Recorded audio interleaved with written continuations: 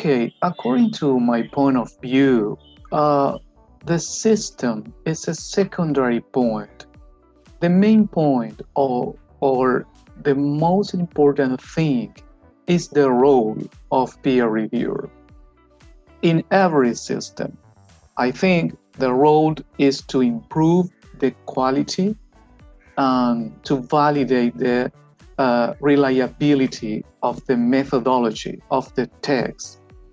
My question is, when I check a paper, can I trust in these contents? Can I trust in these conclusions, in these statements? Because I think that the diversity of publications now, it's very good for a global knowledge. There are a lot of possibilities to publish currently for an author. But the point is, the author need a support of their ideas. We as a peer reviewer fulfill a role as a support of the author ideas to be published. And the author must understand this role. We are not an evil judge. We are an ally of credibility of the content. We are an ally of the quality of the content. So according to my point of view, every system is okay, but there are more deeper points to understand. That is the role of the peer reviewer in whatever the system that I currently use in different kind of publish journals or another kind of publisher. So I think there is no ideal peer review system. All of them are subjective. So the rule of thumb is all of the peer review systems are subjective. So, however, I am convinced that peer reviewer must be fair, impartial, honest, and mostly soaked in ethics and deontology. The peer review system is the key to quality assurance. But quality assurance is not what makes the field of research flourish. Putting forward courageous new idea moves up forward, and providing a platform for sharing and debating courageous new ideas is what I believe the role of peer reviewing system is. So this is a tricky role because the reviewing system is inherently conservative. We as editors and reviewers tend to view our primary role in finding flaws, when really we should be looking for rough diamonds among manuscripts and leveraging the review process to polish them, to make them more sparkle and shine. I think that some journals have adopted, that is, I think it's called open peer review, so your name would appear besides the name of the editor and that of the authors in the publication, in the online publication. That is not done by every journal, but it's a couple of journals doing that, and I am okay with that. I agree with that. So I think peer review reflects the thoughts of one person on the scientific work of a college, and ideally the peer reviewing should be free of conflict of interest. That's right, that's true. And nowadays editors consider at best 3 or 4 opinions, the reviewers that they invite, and obviously their own ideas. So I think that the great development of online platforms would make it possible to have a completely blinded reviews. I mean, it would be a case in where, as a peer review, you don't have access to author's name, and you can also involve more experts than before, which will help editors take an informed decision on that paper, and that will reduce the bias of the personal bias of each reviewer. Even if they don't know the author's name, they may have another kind of bias towards, I don't know, the technique used or the specific subject or topic or under investigation.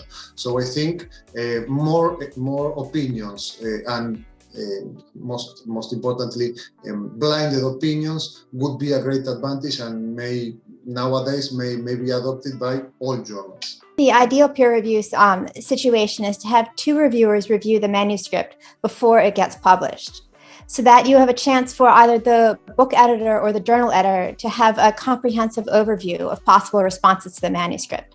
For instance, with two reviewers, you could have one person from one discipline and one person from another discipline, or one senior scholar and one junior scholar, so that you have a chance to see how people in different areas might respond and people at different points in their career.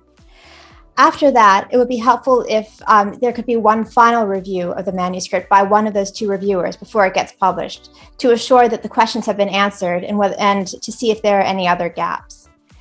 In reviewing once, I've actually had one publisher ask me whether I was willing to reveal my identity. And I answered yes to that. That was a helpful option to have, because if you're comfortable, then it gives the author of the manuscript a chance to see where you're coming from when you're making the comments.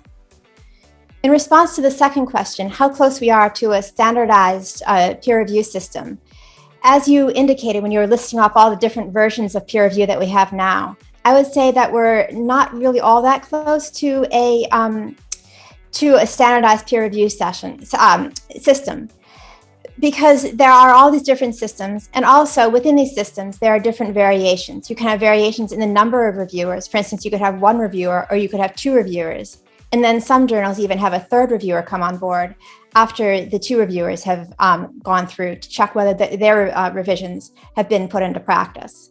In addition, while there are comments or in questions that all journal and book editors will ask you, for instance, the quality of the scholarship or the relationship to current sources, there is also a variation in the questions that are asked. Some book publishers I've had ask me about whether the biography of the author qualifies them to write what they're writing about. Others have asked about the number of illustrations. And still others have asked about what university courses might be most suitable for this book manuscript. So I feel like there's a great variety in terms of what you're asked as a reviewer to do from one journal or one book publisher to another. Answer your question. In my opinion, I would prefer the double-blind peer review system. And the reason that is my preference is to ensure objectivity and diligence is maintained in the review process. So in other words, giving an honest and candid opinion of how a submission, a manuscript is, because at this point you don't know the author doesn't know who you are. Now, looking at the various systems that are there, depending with the journal or the reviewer and the author as well, and how comfortable they are, then they can choose on which direction they want to take. However, what I'd say is the bottom line should be giving the most objective feedback in order to guide authors in successfully getting to publish their work. So whichever review system that is picked, and scholars have had so many discussions about this. There are those who say, let us be transparent. There are those who say, no, let us keep it the way it is. Ultimately, work is still getting published. And what is important is just guiding authors and scholars and having work published that is good quality to encourage and to facilitate scholarly discourse. I think the new systems that I discussed just before are getting close to this ideal, as they allow proper discussion between scientists of the same field. What I find interesting is that these newer systems, they are open to all, not only scientists, but also public. And you could see that at the beginning of the pandemic last year, for example, I was following COVID-19 related publications to be able to share with my non-scientist scientist friends and family the most recent finding and explain them what was going on.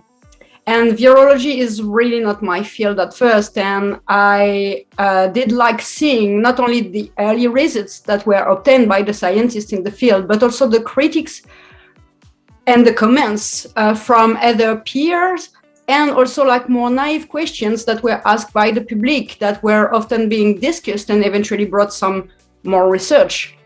Thus, I find this new reviewing system increases the rigor and help fighting against incorrect behaviors that have increased in the past years due to the, like the difficulty of getting fundings without high impact factor papers.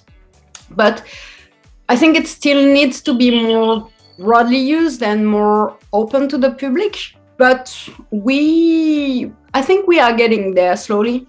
I still prefer double-blinded peer review system. It's still the best because it protects both author and the reviewer. The reviewer will not see the authors as a rival, and if the manuscript is rejected, the authors will also take it with good faith that it's as a result of the quality of the work, probably the low quality of the work. That was why the manuscript is being rejected. But if they get to know the reviewer, and they know him to be someone that's likely to be a rival to them in that field, they will not feel satisfied. And there are situations where journals will suggest that authors should suggest reviewers that should not review their work.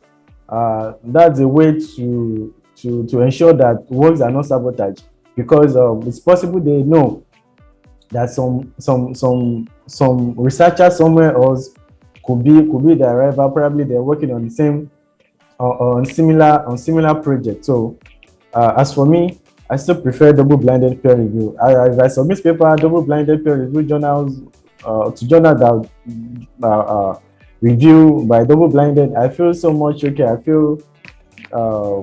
I feel protected. Yeah.